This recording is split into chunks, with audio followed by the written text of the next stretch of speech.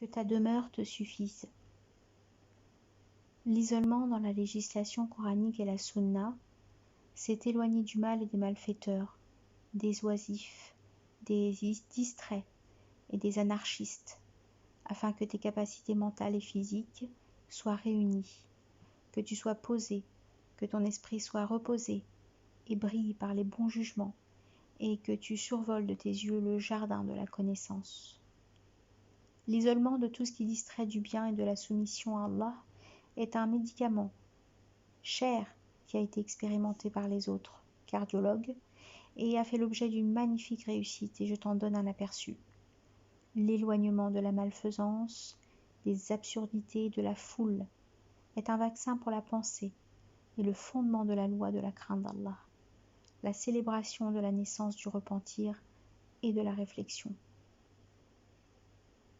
Cependant, les réunions louées, la cohabitation digne d'éloge dans les prières, les associations bienfaisantes, éducatives et scientifiques sont recommandées. Quant aux assemblées de l'oisiveté et de l'inaction, elles sont à bannir. Tu dois t'en éloigner de toute ton âme et conscience. Pleure pour tes péchés, garde ta langue et contente-toi de ta demeure. La mixité bestiale est une guerre coriace contre l'âme et une menace dangereuse pour la sécurité et la stabilité de ton esprit, car tu fréquentes des cercles de rumeurs, des héros des mensonges et des professeurs de la prédication des épreuves, des catastrophes et des peines jusqu'à ce que tu décèdes 7 fois avant que ne t'arrive la mort, en référence au verset. S'ils étaient partis avec vous, ils ne vous auraient ajouté que de troubles. Sourate 9, verset 47. Mon seul souhait donc est que tu t'occupes de tes affaires et que tu te retires dans ta chambre, sauf quand il s'agit de dire une bonne parole ou d'accomplir une bienfaisance. À ce moment-là, tu constateras que ton cœur t'est revenu.